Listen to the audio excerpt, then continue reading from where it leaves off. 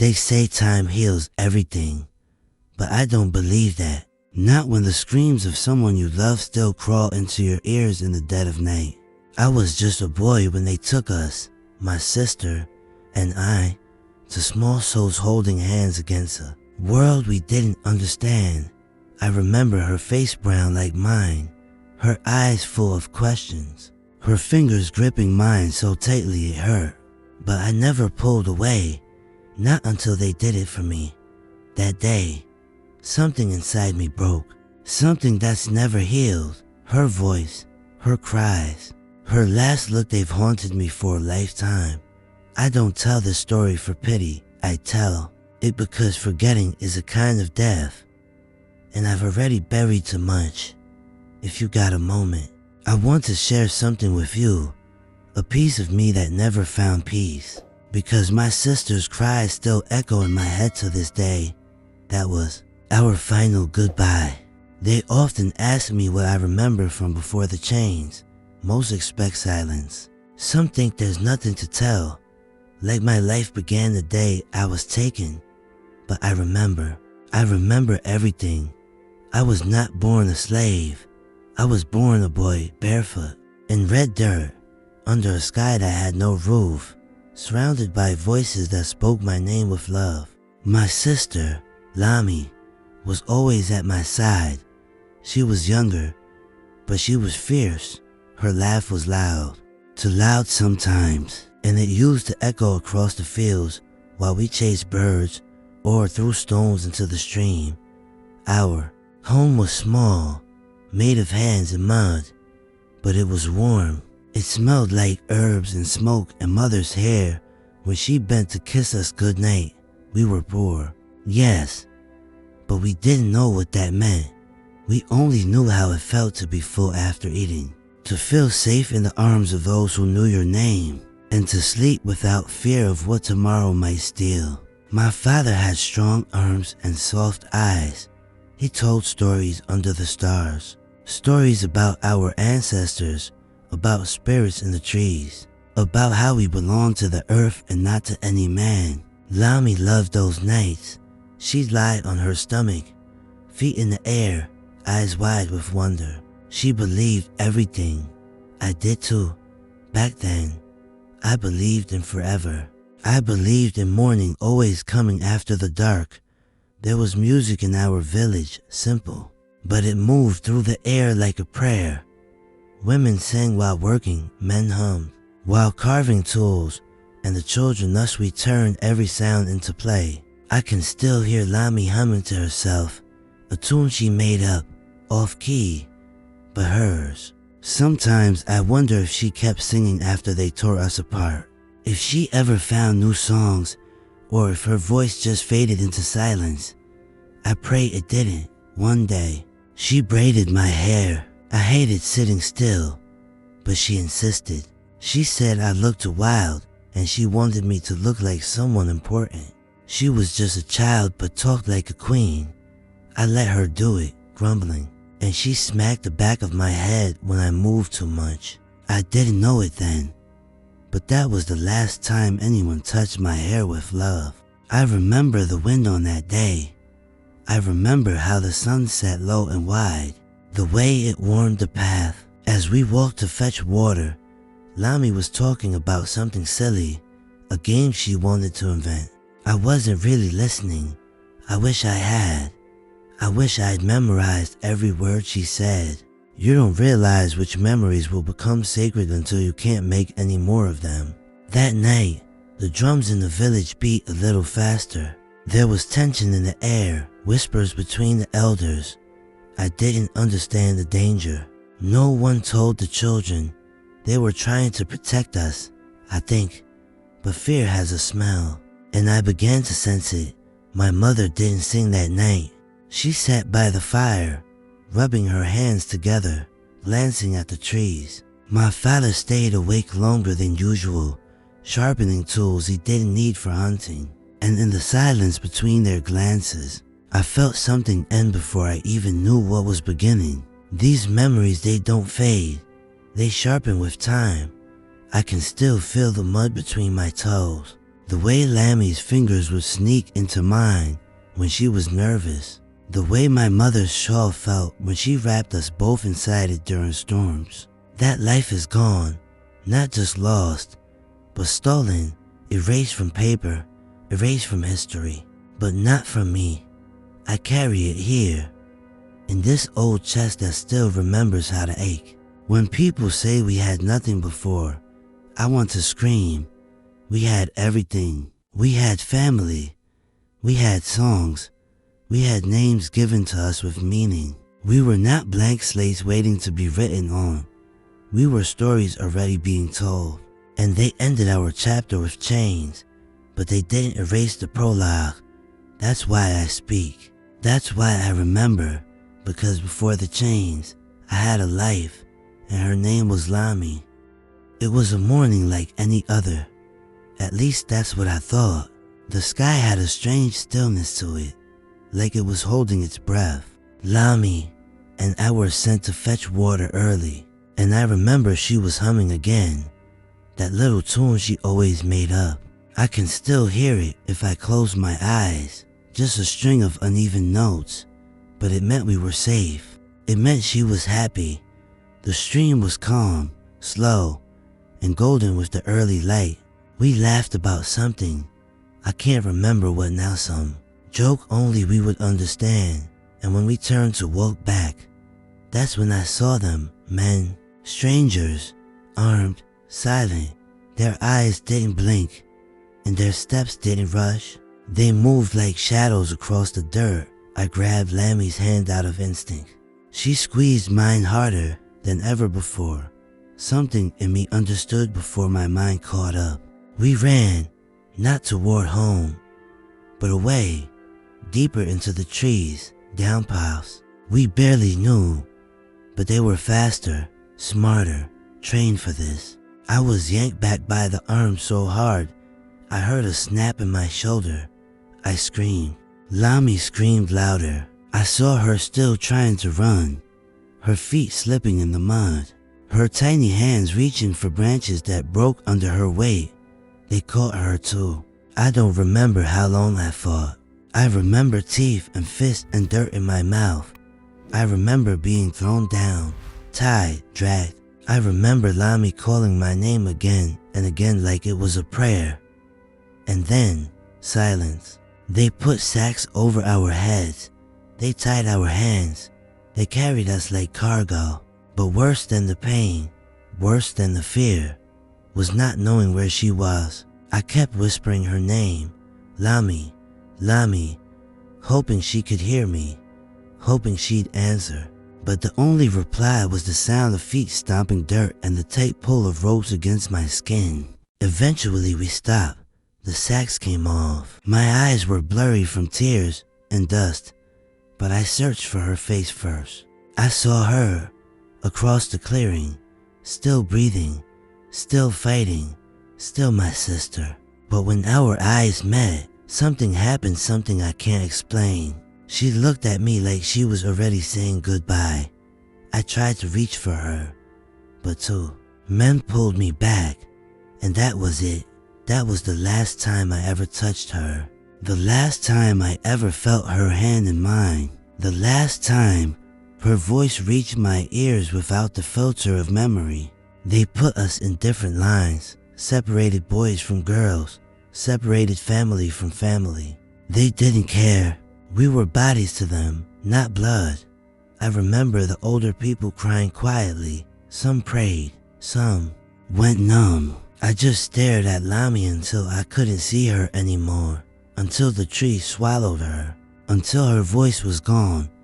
We were forced to walk for days. No one explained where we were going. I was thirsty, hungry, in pain, but none of it mattered.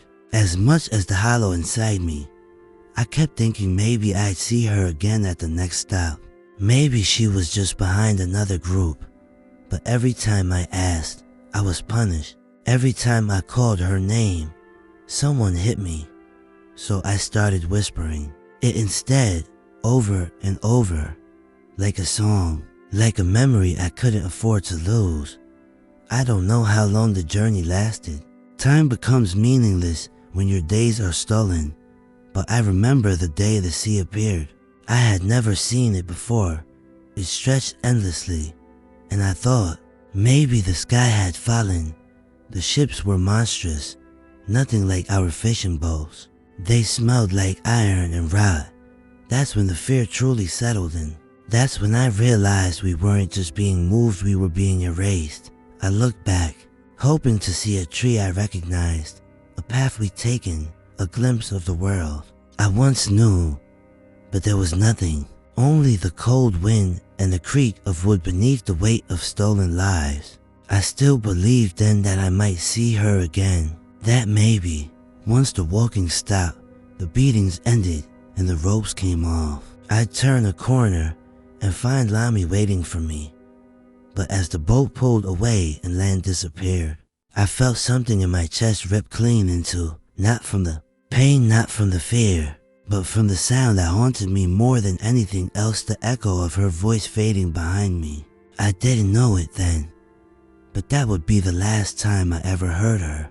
The day everything changed wasn't just the day I lost my freedom. It was the day I lost my sister, and I've never gotten either back.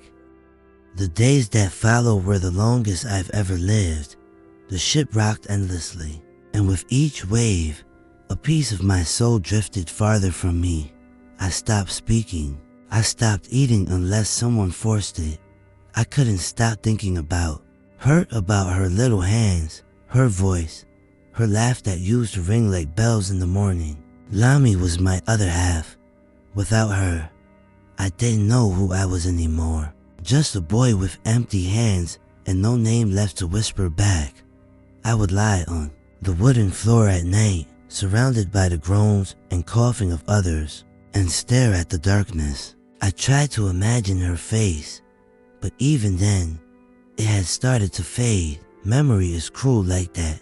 It takes the ones you love and blurs them until you're not sure if you're remembering or imagining. What I held onto wasn't the picture of her, it was the feeling, the warmth of her hand in mine, the way she would nudge me with her shoulder when she was annoyed, the sound of her humming right before sleep. That's what I clung to when the world around me turned cold. I never stopped calling her name, never out loud, not anymore. But in my chest, it echoed constantly, Lami, Lami, like a broken rhythm against my ribs. I prayed, even when I didn't believe, that she was alive somewhere, that someone had been kind to her, that she still remembered me. But the truth is, the world we were thrown into wasn't kind. It didn't care if you were young or scared. It didn't care if your heart had just been torn in two. It only cared if you worked, and I did. I worked until my hands bled, until my feet cracked, until my back bent, and my name was no longer mine. But whatever they decided to call me that day, they stripped us down to bones in silence. But even as they beat my body, they could never touch the part of me that still remembered her. I spoke to her in my dreams. I imagined her voice answering me, older now, but still soft. I imagined she had made it out, that she'd been freed, that she'd found someone to love her, someone who knew what her laugh sounded like. I made up stories just to keep her alive. There were nights I'd stare at the stars and try to trace her name in the sky. I'd tell the moon about her, like it might carry my words across the world to wherever she was. There was a man once, an old one like me, who said to me, "Your silence is too loud." Boy, he saw in me the ache he never asked about. He just sat with me in the dark sometimes, and that helped more than words ever could. Because grief doesn't always need a voice. Sometimes it just needs someone to share the silence with. I went years without hearing her name from another mouth. Years pretending I was whole when I wasn't. Every time I saw a girl with eyes like hers, I stopped. I stared. I wondered, was that her? Could it be? But it never was, just ghosts wearing familiar faces. I think the hardest part of losing someone like that is not knowing. Not knowing if they're alive, not knowing if they cried for you too, not knowing if they gave up or held on. That uncertainty becomes a wound that never closes, a sharp edge inside your chest that cuts you each time you breathe. I've lived most of my life with that wound, learned to walk with it, learned to carry it like a hidden weight on my back. And even now, old as I am, I still dream about her, still wake up thinking I heard her humming, still look over my shoulder when a voice sounds like hers. I've never said all this out loud before, maybe because I was afraid it would make it too real. But if you're still listening, maybe some part of her is still alive in me, and maybe that matters. So if this story sits heavy on your chest like it does on mine, subscribe and stay close. I don't want to keep remembering her alone. It had been many years by then. The world had changed. Or maybe it was just me that had grown so used to the weight on my back that I stopped noticing how much it bent me. I no longer looked for Lammy's face in the crowds. I no longer believed I'd ever see her again. Not because I didn't want to, but because it hurt less to expect nothing. Hope is heavy when you carry it too long. It becomes another kind of pain. I was working on a field I didn't recognize, under a sky that didn't feel like mine. The land was dry, cracked, and hungry.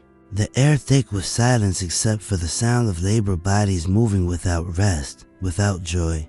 I was older now, no longer a boy, and my hands no longer trembled when they tied them. My heart, though it still did. That night, after the work was done, I sat by myself near the edge of the quarters. I didn't speak much anymore. People came and went, and I stayed quiet, eyes always fixed on the dirt. That's when I heard it, a song, low, almost a whisper, coming from somewhere, far off in the dark. It wasn't a song I knew, not exactly, but it felt familiar, like a dream half remembered. The voice was young. It cracked in the middle, like it wasn't used to singing freely, and still, there was something in it that made my chest tighten, so hard I couldn't breathe. I stood up without thinking. My feet moved on their own. I followed the sound, heart pounding like it used to when Lami, and I played hide and seek back home. I thought maybe, just maybe, after all these years, it was her. Maybe the stars had heard my prayers. Maybe she'd found me. I walked past the trees, past the sleeping bodies, past the fires. I followed the voice until I reached the fence. Beyond it, in another part of the land, I saw her, a girl, young, thin, hair in braids, kneeling beside a barrel, washing clothes in the moonlight, and she was singing, not to anyone, just to herself, like a memory leaking out through her lips. I froze, my mouth open, but nothing came out. It wasn't Lami. I knew that. The girl was too young, but her voice, it carried something that belonged to my sister, a softness, a sadness, a strength. I sank to my knees right there, fingers digging into the dirt, and I wept, not just for the years, not just for the pain, but because in that moment I understood something I hadn't before. I wasn't the only one who had lost someone. That voice, that girl, that quiet song in the dark kit was proof. Proof that there were others who remembered, others who carried grief in their bones, who whispered names into the night, who hummed lullabies to keep from falling apart. For years, I had believed my pain was mine alone, that no one could understand what it was to be torn in half and made to keep walking. But she knew. She hadn't seen me. She didn't know I was listening, and still, her song held all the sorrow I'd never dared to speak. I watched her until the song ended, until she stood and walked back into the shadows, and I stayed there, rooted to the ground, heart wide open and raw. I wanted to thank her. I wanted to tell her she'd given me something I hadn't felt in years, connection, not hope, no, but something else, a shared sorrow, a quiet understanding that even in the worst of places, we weren't entirely alone. After that night, I started listening more, not just with my ears, but with my heart. I began to hear the pain in other people's breathing. I noticed the way some held their heads too high, not out of pride, but because it was the only way to keep from crying. I saw the quiet ritual stones placed in a certain order, names drawn into dust, hands held tightly during storms, all small ways of remembering, of surviving, of not letting go. And I thought of Lami every time. I imagined her grown, somewhere out there, doing the same, singing to the stars, whispering my name into the wind. The night I heard that girl's voice was the night I stopped waiting for a miracle, and instead, I started carrying the memory of my sister differently, not like a wound, but like a flame. Something that could still burn, something that could still light the way, even in the darkest places. That night changed something in me, not subtly, not loudly, but deeply, like the way a root shifts under the soil, quiet, unseen, but forever altering the way a tree stands. After I heard that girl's voice, I sat awake until morning, staring at the sky like I used to when I was young. I thought of Lami more clearly than I had in years. Her voice returned to me in pieces, her humming, her laughter, the way she used to say my name when she was tired, dragging the last syllable like a song. I realized then that I had spent so many years trying not to remember, afraid it would break me, that I had almost forgotten how it felt to carry her in a way that gave me strength. And in that quiet space before dawn, I made her a promise. I didn't speak it aloud. I didn't need to. It was carved in my chest like everything else I'd lost. I swore that I would never let her name die in silence, that as long as I breathed, someone would know she had lived, that she had laughed, that she had loved, that she had mattered. I had nothing else, no paper to write her name, no grave to visit, no picture to hold, but I had memory, and I had voice, and that would have to be enough. From that day on, every time I worked, I whispered her name into the wind. When I was forced to the fields, when I was made to carry burdens heavier than my own body, I spoke her name under my breath with each step. Lami, Lami. It became my rhythm, my anchor, my rebellion. I didn't tell anyone, not because I was ashamed, but because it was mine. In a world where everything had been taken, I needed something they couldn't touch. That name, that promise, it was all I had. There were moments when I felt her near me, not in a ghostly way, not like she was watching, but more like I was walking the life she never got to. Every time I saw something beautiful, a sunrise through mist, a child smiling in secret, a bird landing on the crooked fence, I thought of how she would have loved it. I felt like I owed it to her to notice those things, to witness what she never could. There were hard days, too, days when I fell, when my legs gave out, when the world pressed down so hard I thought I'd vanish into the dirt. On those days, I still whispered her name, but it wasn't strength I felt. It was a plea, a question, a wish. Are you there? Did you make it? Can you still hear me? No answers ever came, but I whispered anyway, because the promise wasn't about answers. It was about remembering. Some men lost their minds in that place. Others hardened. I didn't blame them. When you're treated like nothing, it's easy to become empty. But I held on, not because I was strong. No, I was never strong. I just couldn't let go of that one thread, that name, that face, that laugh. Sometimes, when I was alone, I would sing her lullaby, the one mother used to hum, the one Lami used to mangle on purpose just to make me laugh. I'd close my eyes and sing it low, letting the words fall into the earth like seeds. Maybe they'd grow. Maybe the wind would carry them. Maybe, somewhere far away, they'd reach her. If she was still out there, I wanted her to know that someone remembered, that someone still loved her, that someone still called her name. I told myself that if I ever got out, I would speak her story. I would tell the world about the little girl who laughed too loud, who braided my hair with trembling fingers, who sang off key and made the sun feel warmer. I didn't care if no one believed me. I didn't care if they said I was just an old man with broken memories. I would tell it anyway, because stories matter. Because remembering is a kind of justice when the world has stolen everything else. That was the promise I made, and I've carried it like a fire ever since. Some days it burns me. Some days it keeps me alive. But I've never let it go. Not once. Freedom. That word meant something different when we dreamed of it.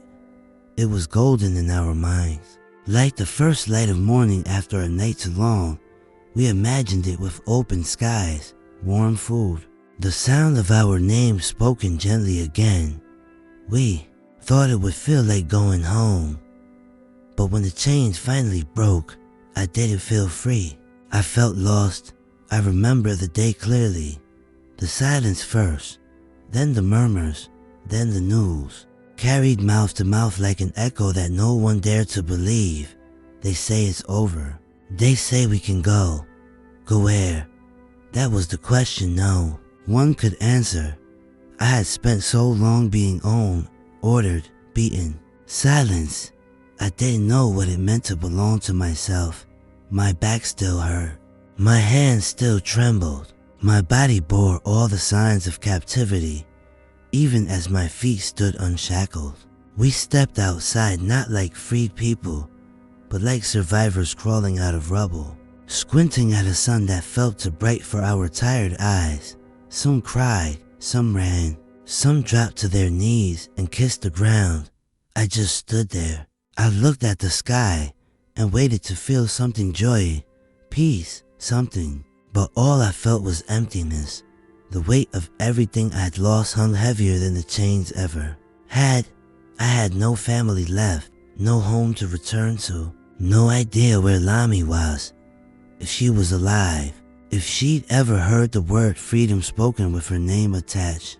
That's when it hit me. Freedom is not the end of the pain. It's the beginning of remembering everything you were forced to forget.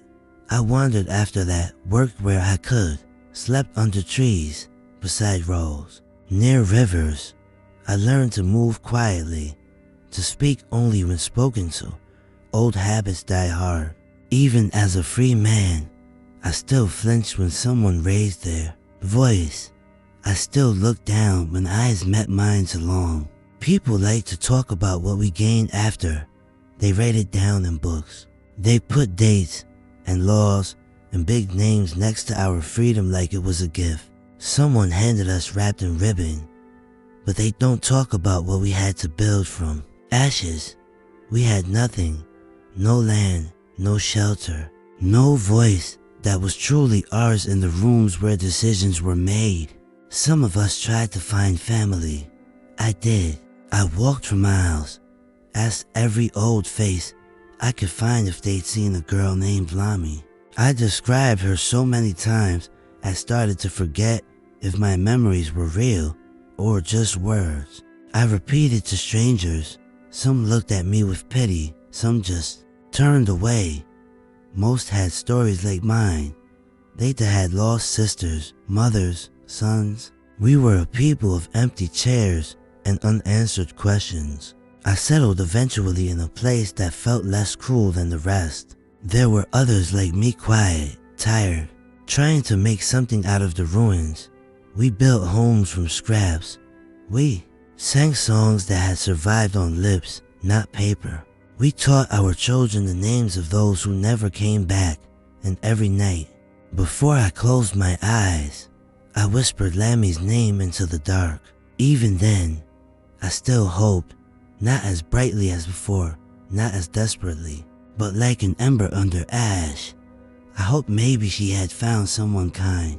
Maybe she had children of her own. Maybe, just maybe, she had lived. But freedom didn't bring answers, only questions with no one left to ask. I sometimes saw her in dreams, standing beneath a tree, smiling like nothing had ever touched her. I always ran to her in those dreams, calling her name, but I never reached her. She always faded just before my hands could grasp hers.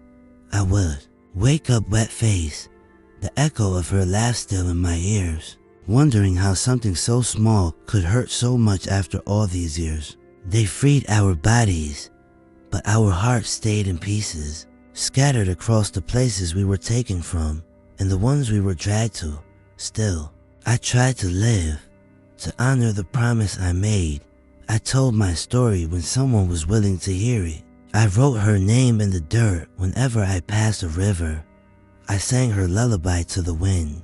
I stood as proof that we had been more than labor, more than scars, more than stolen breath. We had been children who played. We had been siblings who loved. We had been whole once. And though freedom came late and brought no reunion, I kept walking. I carried her with me in every step, because even if the world forgets, I won't, not now, not ever. Sometimes I wonder what it would feel like to forget her, to wake up one day and not hear her voice in the back of my mind, to live one day without the weight of her memory pressing down on my chest, like the heat of noon in the fields. But I don't want that. I don't ever want that, because forgetting would mean she's truly gone. And as long as I hear her humming, her laughter, her footsteps running across the dust, I know she's still somewhere inside me.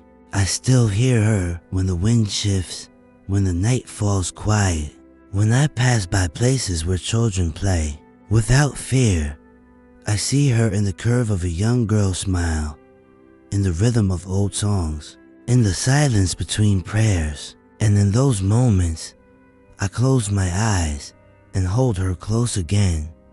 I speak her name not just for her, but for me, for the boy I was when I lost her, for the man I became with that hole in my heart. Time has taken many things from me, my youth, my strength, the names of those I once called family, but it has never taken her voice. Not completely, because I made a place for it in me that no one could reach. And as long as I breathe, it will stay lit. I've grown old in a world that was not built for me to grow old in. I have watched seasons pass, watched people come and go, watched the sky change without ever changing back what was taken from me. But through it all, one truth has remained. I still hear her. And maybe that's what love really is, not what you keep, but what you carry when everything else is gone. If my voice has reached your heart tonight, stay close, subscribe, and follow the rest of this path with me. I can't walk much farther alone.